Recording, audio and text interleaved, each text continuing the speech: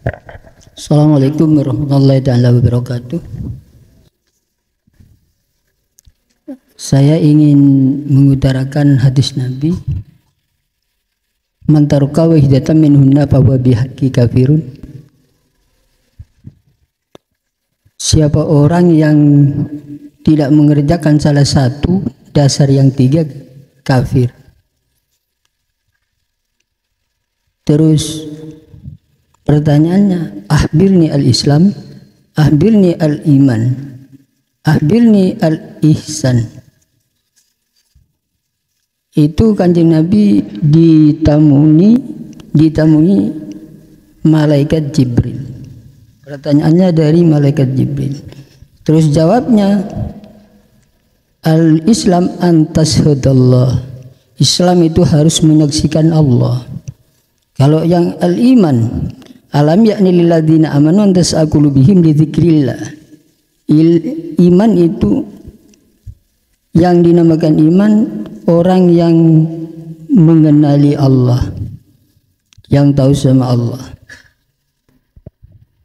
Terus pertanyaannya, Islam itu umpamanya tidak ketemu sama Allah, apa Islamnya itu Islam indannas atau kafir indallah? Pertanyaannya begitu. Yang satu. Terus Allah berjanji di dalam Al-Quran surat Ankabut ayat 4. Maka yarjuliku Allahi latin wa huwas samiul alim. Allah akan berjanji bertemu, menemui siapa orang yang menghendaki menemui Allah. Allah akan berjanji menemui. Wa huwas samiul alim, yaitu Allah yang Maha mengetahui. Pertanyaan kedua, tadi Bapak Yai bilang innalillahi rojiun, mungkin kembali ke Allah. Umpamanya orang yang enggak tahu sama Allah, apa itu bisa kembali kepada Allah? Diakhiri, wassalamualaikum warahmatullahi wabarakatuh. Waalaikumsalam warahmatullahi wabarakatuh. Pertama, terkait dasar dalam satu agama, manakala tidak mengikuti rukun dasar agama maka tidak sah. Pertama, Islam, iman, dan ihsan. Dengan berbagai kesimpulan masing-masing, tarkib definisi masing-masing, apa mahuwa al-islamu, al-mu'minu, al-ihsanu. Pertanyaannya, orang Islam yang tidak tahu apakah itu Islamnya hanya indanas. Ini pertanyaannya yang pertama. Bapak Ibu, sebelum kita membahas terkait iman dan ihsan, memang kita harus mengupas dulu Islam itu bagaimana. Sebelum kita membahas hakikat makrifat, kita terlebih dulu membahas masalah syariat. Sebelum kita membahas isi, berarti kita membahas kulitnya terlebih dahulu. Oke. Dari sebuah pertanyaan, apakah keislamannya dia itu hanya indanas, padahal al-Islam itu harus menyaksikan Allah, bersaksi bahwasanya Allah itu adalah Tuhannya. Kita bicara tentang masalah saksi, Pak. Saksi niku ono sing palsu, saksi iku ono sing asli. Saksi sing palsu adalah saksi yang tidak tahu atas kejadian. Dikongkon dadi saksi seakan-akan saksi asli. Ada saksi itu melihat kejadian aslinya. Mohon maaf, Pasti berbeda ketika si saksi bersaksi yang katanya dan yang sudah menyaksikan itu ketika bersaksi jelas beda, Pak. Yang sudah tahu betul-betul kejadiannya ketika mengungkap kesaksian di TPK, pasti hatinya itu bisa balik mudun atas kejadian itu. Oh, dek waktu ngene, hatinya bisa menggambarkan.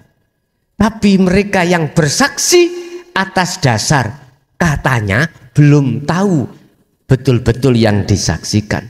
Ketika bersaksi mengatakan itu tidak seluas hatinya seperti yang pertama tadi. Makanya di dalam persidangan niku ada saksi yang abal-abal sehingga bisa meringankan hukuman bahkan juga membebaskan.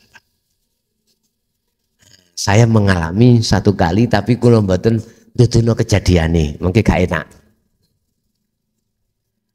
Ada kejadian seseorang merusak fasilitas umum. Ada. Lah terus orang ini dituduh dia melakukan, tersangka, dijadikan tersangka, Pak. Padahal memang dia melakukan. Berhubung dia punya saksi, yang saksi itu mengetahui, iki saksi palsu loh, Pak. Wis didesain ngoten lho. Si pelaku itu tidak di tempat. Saksiku mengatakan di tempat lain jam segini saya ketemu dia ngobrol gini-gini. Padahal iki bojo. Dikongkon dadi saksi tapi bojo. Lo itu lo bisa untuk meringankan hukuman bahkan bebas, Pak niku. Waktu niku bebas. Padahal dia juga ikut melakukan perusakan. Duka pasal pinten? Pasal perusakan niku. 170 nggih. 170 perusakan. Lah. Niki saksi palsu. Saksi palsu bisa meringankan bahkan membebaskan. Tadi dikatakan tarkib di fini Islam harus bersaksi melihat Allah. Pertanyaannya, dia sebagai saksi iku palsu apa enggak? Kalau dia tidak palsu alias bisa menyaksikan sendiri, maka imannya itu, Islamnya dia itu sudah Islaman. Imannya tidak hanya duduk di nurul iman, tapi di hakul iman.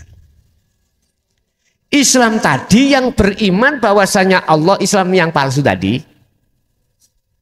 beriman bahwasanya Allah itu adalah Tuhannya, tetapi beliau belum bertemu terhadapnya, itu disebut nurul iman.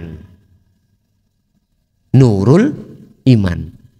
Nur cahaya, muncul keimanan bahwasanya Allah itu Tuhan nih, yakin. Tapi belum ketemu. Iki cara saksi palsu. Bukti ini iya karena butuh wa iya karena stain waktu sholat sing disaksekno atiku duduk sak temene Allah, tapi kadang pasar, kadang sawah, kadang opo wae urusan sak liyane Gusti.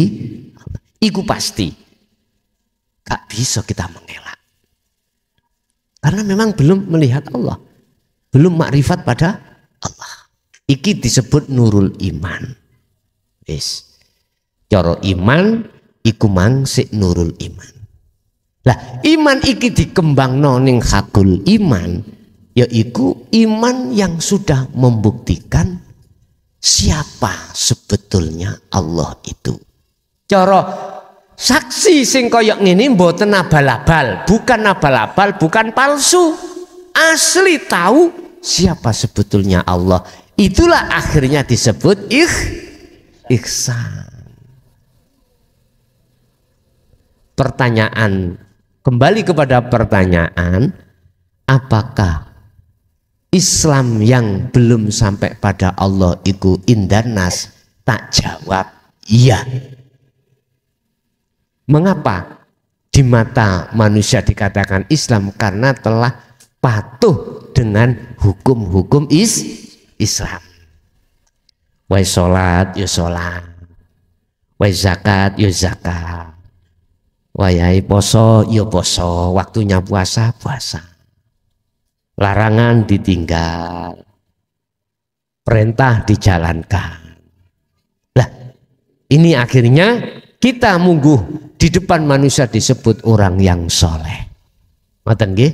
Orang yang soleh. Jadi Islamnya di mata manusia, di mata Allah yang sebetulnya belum, karena dia belum sampai pada ihsan. Ngapunten kang kathah, barangkali ada ketidaksamaan, perbedaan dalam keimanan ini, nggih mohon maaf ya.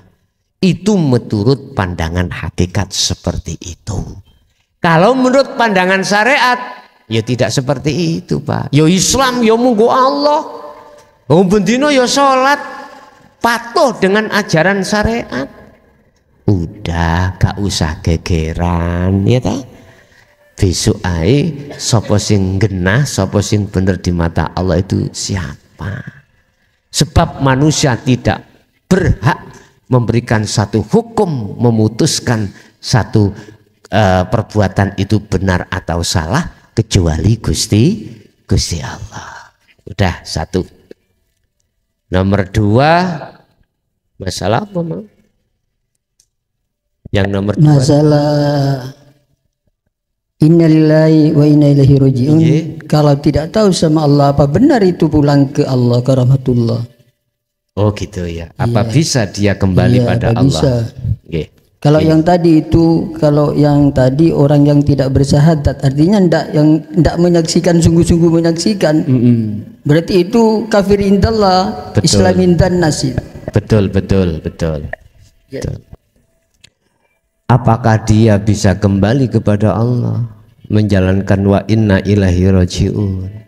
Mungkin lebih patuhnya, lebih efisiensinya ini saya jawab dalam surah, kalau nggak salah itu Al-Imran insyaallah, yang isinya gini: barang siapa saat di dunia mata hatinya buta pada Allah, dia meninggal, maka di akhirat pun dia juga buta. Wa adallu sabila man kana fi hadhi a'ma wa huwa fil akhirati a'ma wa adallu sabila. Apakah orang ini akan bisa kembali pada rahmat Allah di sisi Allah? Padahal orang ini, maksudnya orang ini adalah ruh loh Pak ya, itu masih buta pada Allah. Jawaban saya secara isyarah itu gini, apa mungkin ya kita nanti akan bisa sampai ke rumah, berjalan ke rumah, kita dalam keadaan buta? Nanti ayo dijawab, kita sama-sama pulang dalam keadaan mata terpejam atau ditutupi opo gitu. Coba kita akan pulang sendiri-sendiri, kira-kira nyampe rumah ndak? Dicoba mawon. Nyampe apa ndak ya nanti ya? Nggak nyampe ya? Nggak nyampe. Mungkin itu sebuah jawaban tadi sing jelas kita berdasarkan teori ya, berdasarkan hukum dari sisi hakikat seperti itu. Tapi Kalau kita berbicara dari sifat jaiznya Allah, perkara yang nggak mungkin terjadi, apa bisa mungkin terjadi? Bisa jadi. Walaupun kita itu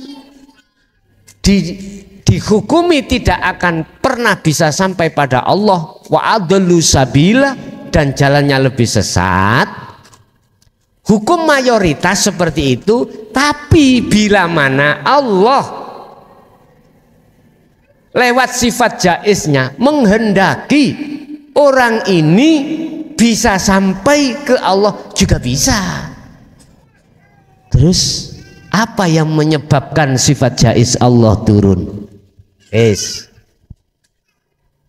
Inilah jawaban dari sebuah hadis Rasulullah, idza mata bnu adama ingqata'a ila akhiril hadis.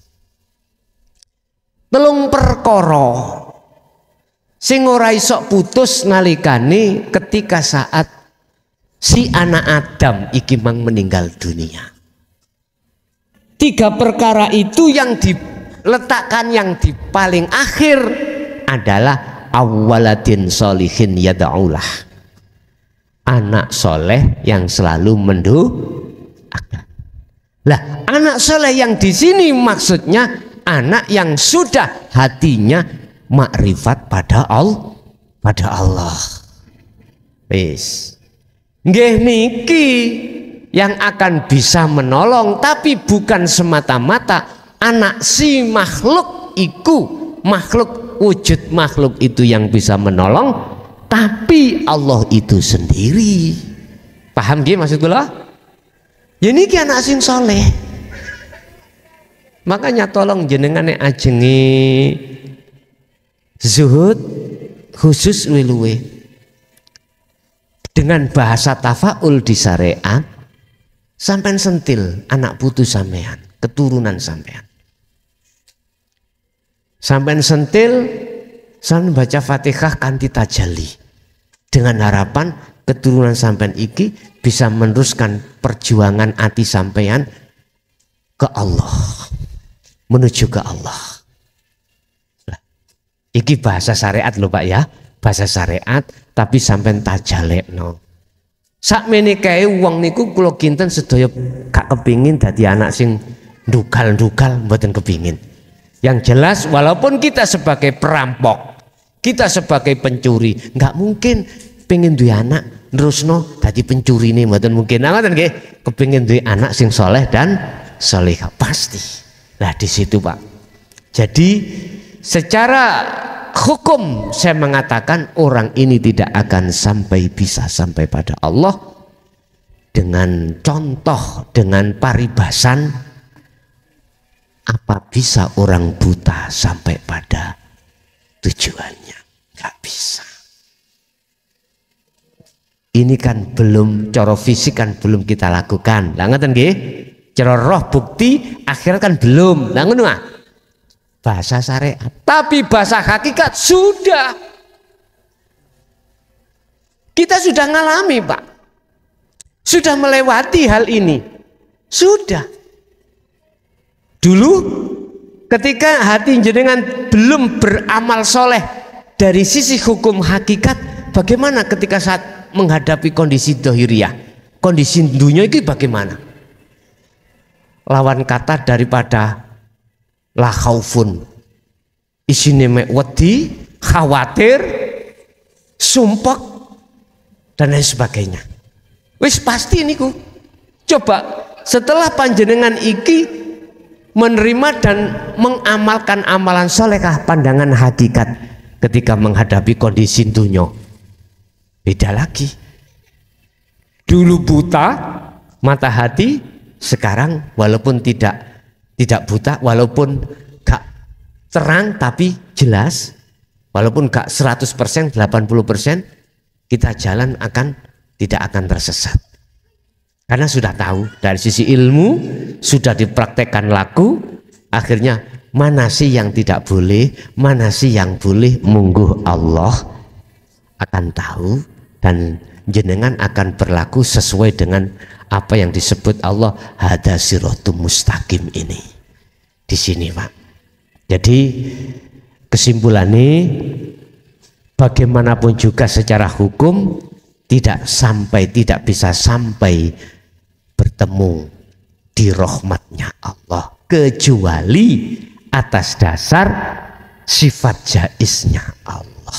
Nah, sifat jaiznya Allah keluar bisa jadi lewat anak soleh yang memintakan pengampunan terhadap Allah dan lain sebagainya dalam keadaan anak yang soleh munggu Allah, yaitu anak yang selalu hatinya bersuhud pada Allah. Mungkin ada lagi, monggo.